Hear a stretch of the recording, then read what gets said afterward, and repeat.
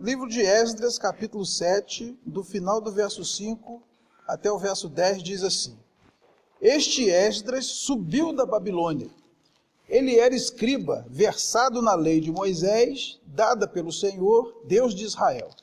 E segundo a boa mão do Senhor, seu Deus, que estava sobre ele, o rei lhe concedeu tudo quanto lhe pedira. Também subiram a Jerusalém alguns dos filhos de Israel, dos sacerdotes, dos levitas, dos cantores, dos porteiros e dos servidores do templo, no 7º ano do rei Artaxerxes. Esdras chegou a Jerusalém no 5º mês, no 7º ano deste rei, pois no 1º dia do 1º mês partiu da Babilônia, e no 1º dia do 5º mês chegou a Jerusalém, segundo a boa mão do seu Deus sobre ele. Porque Esdras tinha disposto o coração para buscar a lei do Senhor e para a cumprir, e para ensinar em Israel os seus estatutos e os seus juízos. Senhor, nós te damos graças pela tua palavra. Nós te damos graças pela oportunidade de abri-la novamente e saber que o Senhor ainda quer falar conosco. Pedimos que prepare o nosso coração, a nossa alma, para receber tudo que o Senhor trouxe para nós. E que, Senhor, não haja nesse lugar nenhuma manifestação que venha a atrapalhar esse momento. Nós recebemos com ação de graças e pedimos a intervenção do Teu Espírito em nossas vidas, para que nós saímos daqui edificados, alimentados, com o poder que há na Tua palavra. Muito obrigado, Senhor. Nós te agradecemos em nome de Jesus. Amém. Precisamos amar a palavra de Deus. É sobre isso que eu quero conversar com a igreja nessa noite. A lei do Senhor, a que Esdras se refere aqui no verso 10, obviamente é a palavra de Deus. E a Bíblia chama a si mesma por vários nomes, né? Além de a lei do Senhor que aparece aqui, nós lemos, por exemplo, Escrituras, lá em Mateus capítulo 21, 42, Sagradas Escrituras, em Romanos 1, 2, Livro do Senhor, Isaías 34, 16, Palavra de Deus, Hebreus 4, 12. Somente no Salmo 119, ela é chamada por vários nomes: lei, testemunhos, preceitos, decretos, mandamentos, juízos, palavras, promessas e caminho. Todos os versículos, um por um, exaltam o valor da palavra de Deus. O texto diz que Esdras dispôs o coração para buscar, para cumprir e para ensinar a palavra de Deus. Não é natural para nós, depois da grande rebelião, depois do pecado, buscar a palavra de Deus. Naturalmente, nós não teremos desejo de ler a palavra de Deus, de buscar a palavra de Deus, de amar a palavra de Deus. Aqui diz que Esdras dispôs o coração. Ele tem que colocar o coração no lugar certo, para que ele se direcione para a palavra de Deus. O coração, na Bíblia e em quase todas as culturas, é o centro das emoções. Deus diz, né, dá-me, filho meu, o teu coração. Ou seja, Deus quer ser amado. A Bíblia nos fala várias vezes, guarda o teu coração. É do coração que procedem as fontes da vida. Então, nós precisamos dispor o coração para a palavra de Deus. Ou seja, temos que buscar amar a palavra de Deus. Em primeiro lugar, nós devemos buscar a palavra de Deus. Lemos aí no verso 10, né, que Esdras dispôs o coração para buscar. O que é buscar a palavra de Deus? Em primeiro lugar, é preciso ler a palavra de Deus. Olha o que está escrito em João capítulo 5, versículo 39. Examinais as Escrituras, porque julgais ter nelas a vida eterna, e são elas mesmas que testificam de mim. E o Almeida vai colocar uma observação lá embaixo no rodapé, que aí tanto faz examinais como examinai. Uma ordem para que se examine as Escrituras, porque é lá que está a vida eterna e são as Escrituras que testificam de Cristo. Às vezes nós ouvimos a pessoa dizer assim, pastor, eu acredito na Bíblia de capa a capa. Aí a gente pergunta, você já leu a Bíblia de capa a capa? Não, isso não. Mas então como você acredita na Bíblia de capa a capa se nem leu a Bíblia de capa a capa? Ah, mas ler a Bíblia é muito difícil, é muito demorado. Irmão, se nós lermos a Bíblia, começando em Gênesis capítulo 1, versículo 1, nessa toada que eu estou falando com os irmãos aqui, que eles falam que é a cadência de púlpito, se nós não pararmos para nada, em quanto tempo nós terminaremos de ler a Bíblia toda? Irmãos, em 3 dias, 72 horas, nós leremos toda a Bíblia, de Gênesis a Apocalipse. Mas pastor, ninguém vai poder ficar 3 dias, né, sem dormir, sem comer, sem ir ao banheiro, a gente vai ter que dar uma paradinha. Então beleza, vamos ler só 12 horas então, né? Significa que nós vamos ler em 6 dias. Ah, mas 12 horas é muito, pastor, bota 6 horas aí. Beleza, nós vamos ler em 12 dias. E 3 horas? Em 24 dias. E 1h30, 48 dias. Resumindo, irmão, se a gente lê a Bíblia 5 minutos por dia, nós leremos a Bíblia em pouco mais de 1 ano. É inadmissível a gente ser crente há 5, 10, 20 anos e nunca ter lido a Bíblia toda. Significa que a gente não dá 1 minuto por dia para a Bíblia. E depois dizemos que a palavra de Deus é a coisa mais importante que tem na face da terra. Ah, pastor, estou tão fraco que eu não consigo ler a Bíblia. Não é que você não lê a Bíblia porque está fraco. Você está fraco porque não lê a Bíblia. Nós não lemos porque, de fato, nós não dispomos o coração para buscar a lei do Senhor. Buscar a lei do Senhor não é só ler. É preciso também meditar na lei do Senhor. Olha o que diz no Salmo capítulo 1, versículo 2. Antes o seu prazer está na lei do Senhor, e na sua lei medita de dia e de noite.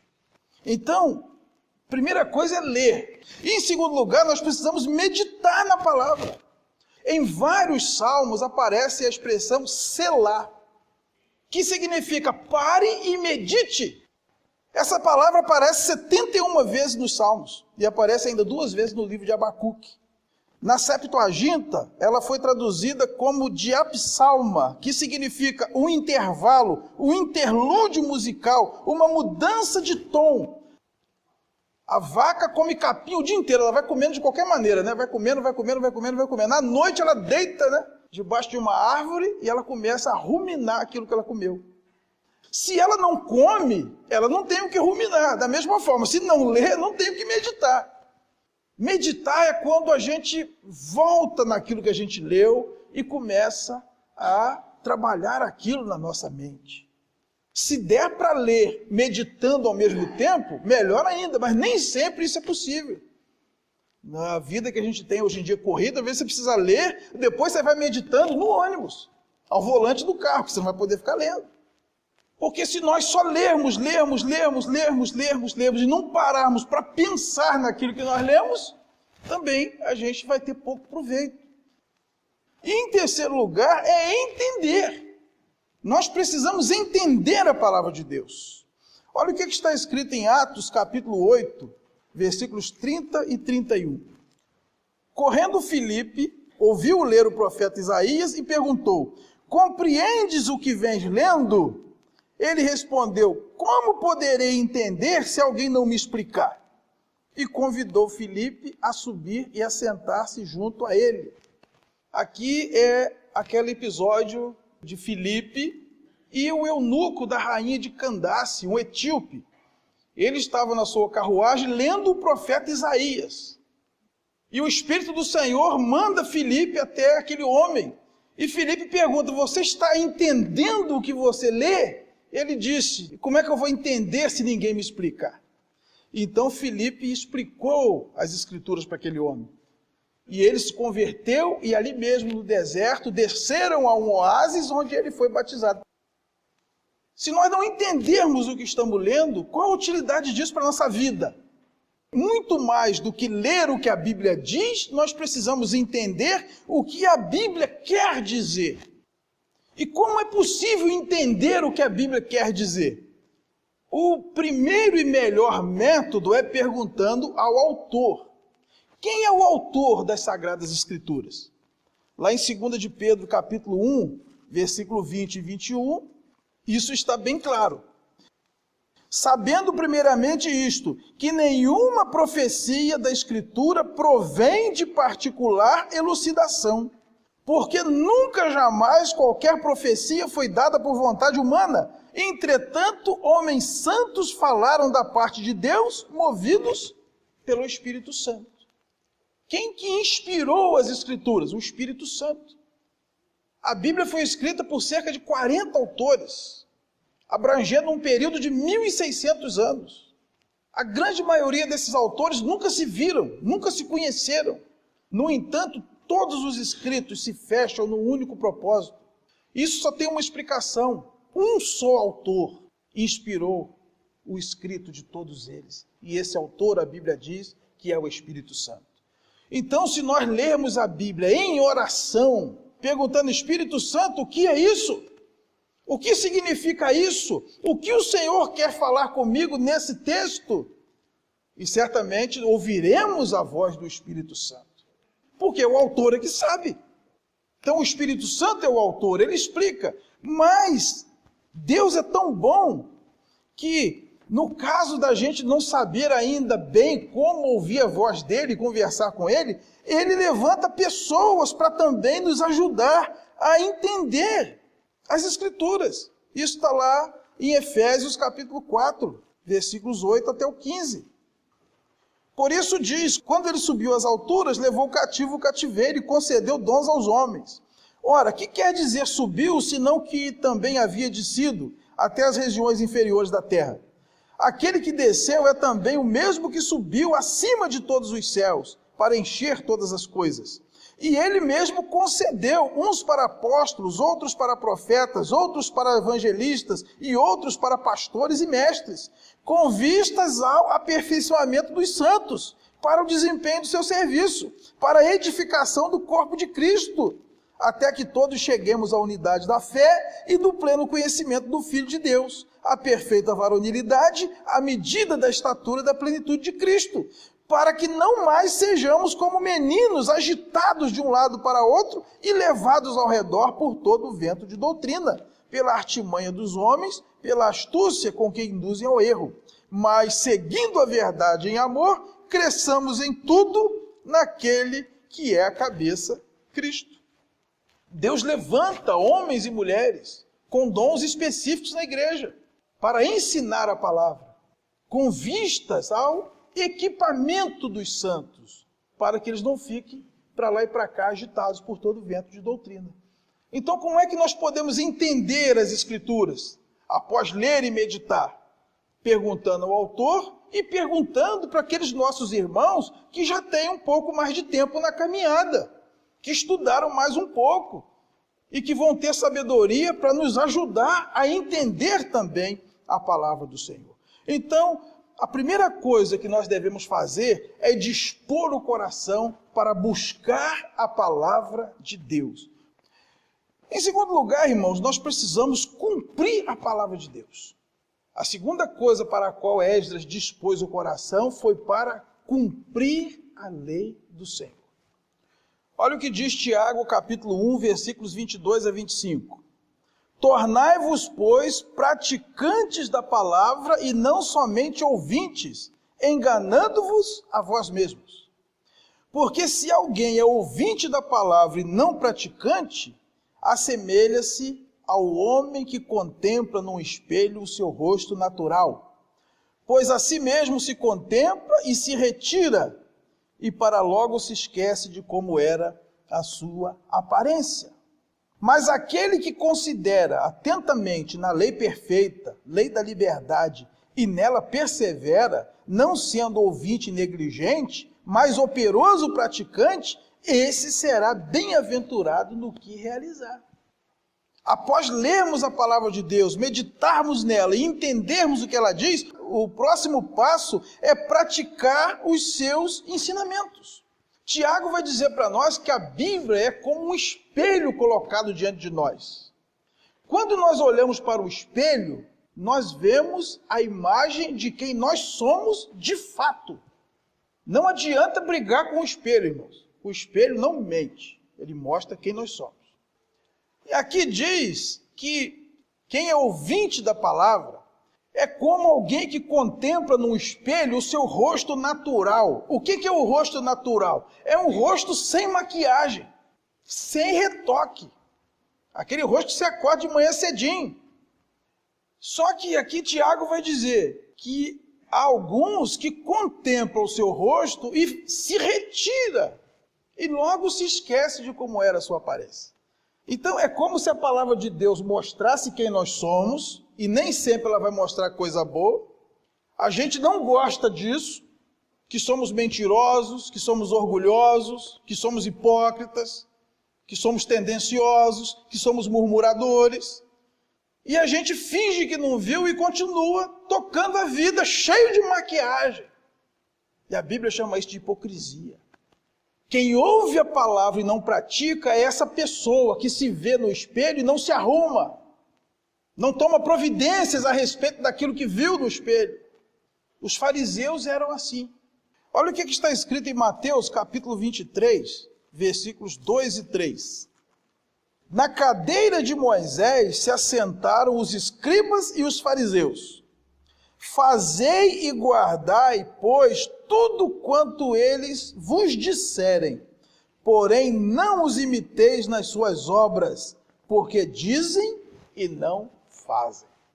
É por essas e outras que os fariseus são um símbolo da hipocrisia, porque o lema deles era: faço o que eu digo, mas não faço o que eu faço. Assim é aquele que é ouvinte da palavra, que lê, entende, mas não pratica. A Bíblia diz que grande será a ruína de quem conhece a palavra de Deus e não pratica, porque esse, mesmo sabendo a verdade, prefere construir uma vida sem fundamentos. Mateus capítulo 7, de 24 a 27, vai dizer: todo aquele, pois, que ouve estas minhas palavras e as pratica, será comparado a um homem prudente, que edificou a sua casa sobre a rocha. E caiu a chuva, transbordaram os rios, sopraram os ventos, e deram com ímpeto contra aquela casa que não caiu, porque fora edificada sobre a rocha.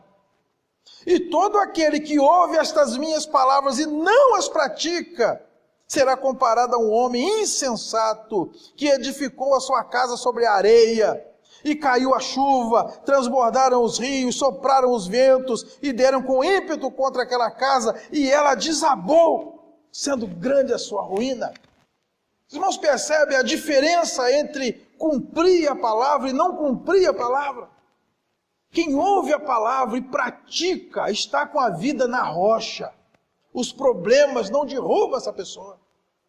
Quem ouve a palavra e não pratica, está edificado na areia e vai sucumbir diante das chuvas e vendavais da vida. Os irmãos vão perceber que os mesmos problemas que acontecem sobre a casa da rocha, acontecem sobre a casa da areia.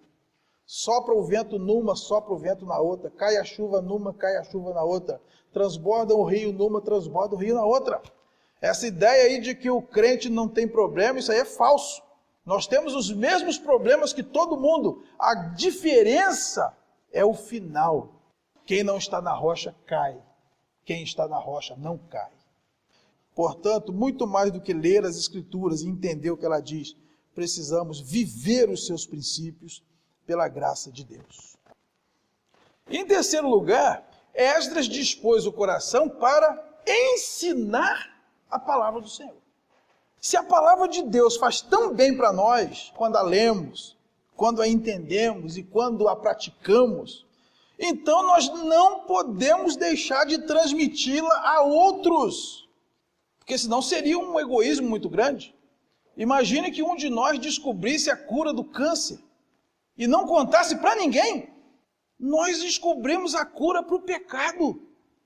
Nós descobrimos o segredo do sucesso, a palavra de Deus. Não vamos contar para ninguém?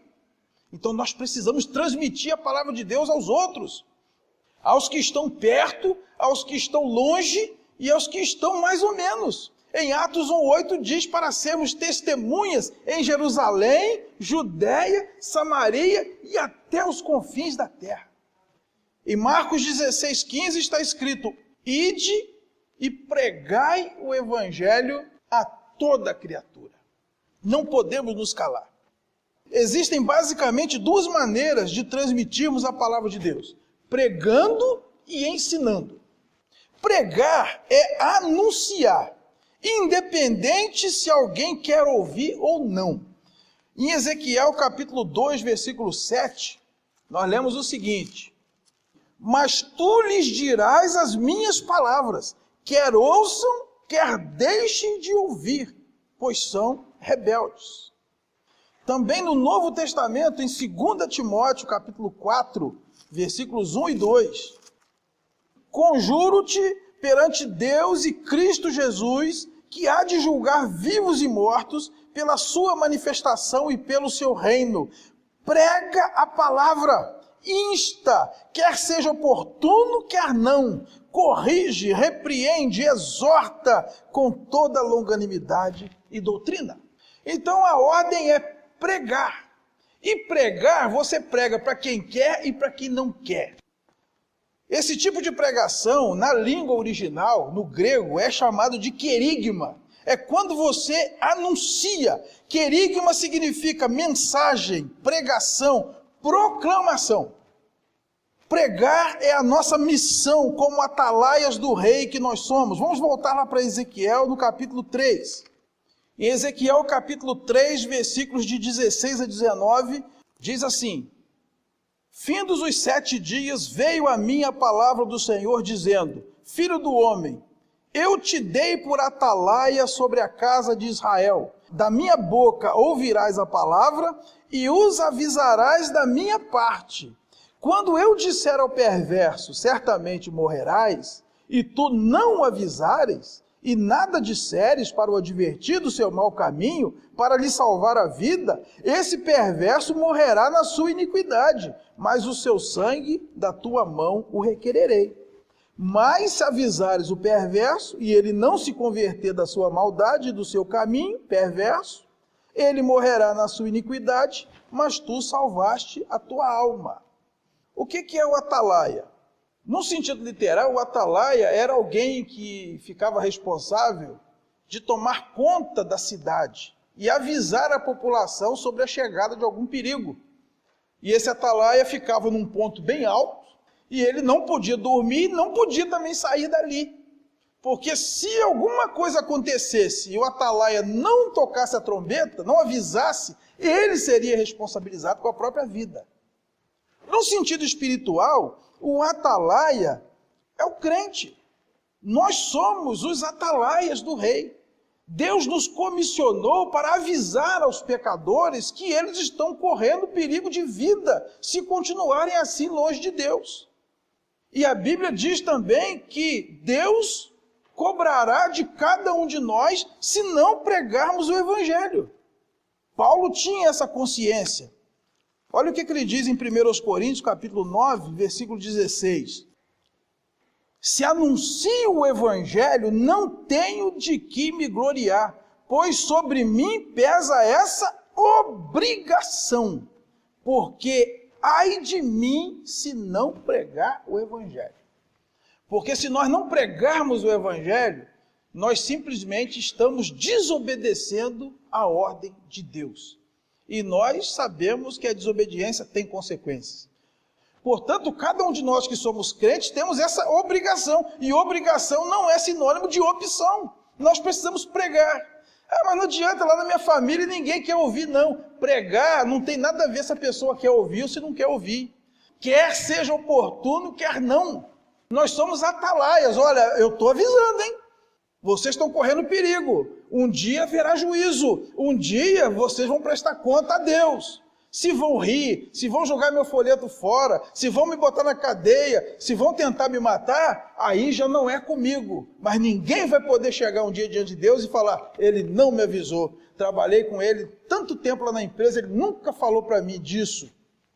Isso não pode acontecer conosco, irmãos. Nós precisamos anunciar a palavra. A segunda maneira de transmitir a palavra de Deus é ensinar. Ensinar é quando se transmite a palavra a pessoas específicas, que geralmente têm interesse em ouvir e aprender. Jesus usou muito esse método. Por exemplo, o Sermão da Montanha é um método assim, de ensino. Olha o que diz Mateus capítulo 5, versículos 1 e 2. Vendo Jesus as multidões, subiu ao monte, e como se assentasse, aproximaram-se os seus discípulos, e ele passou a ensiná-los. Na língua original, que é o grego, a palavra utilizada para esse método é o didaquê, que é até uma palavra familiar para nós, né? Que daí vem didático. É o que nós fazemos na escola dominical, no GE, pessoas que já querem ouvir, a gente senta com ela em círculo, né? E a gente vai ensinando a palavra, a pessoa faz perguntas, você responde, às vezes devolve com outra pergunta, aí o outro faz outra pergunta, e nós assim vamos ensinando a palavra. E o objetivo é que essa pessoa que aprende a palavra possa também ensinar outros. Olha o que está escrito em 2 Timóteo capítulo 2, versículos 1 e 2. Tu, pois, filho meu, fortifica-te na graça que está em Cristo Jesus. E o que da minha parte ouviste, através de muitas testemunhas, isso também transmite a homens fiéis, e também idôneos para instruir a outros. Nós percebemos aqui nesse versículo 2, 5 gerações de discípulos.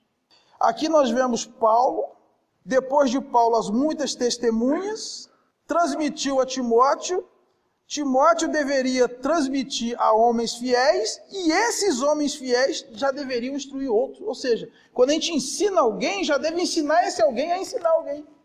Discípulos fazendo discípulos.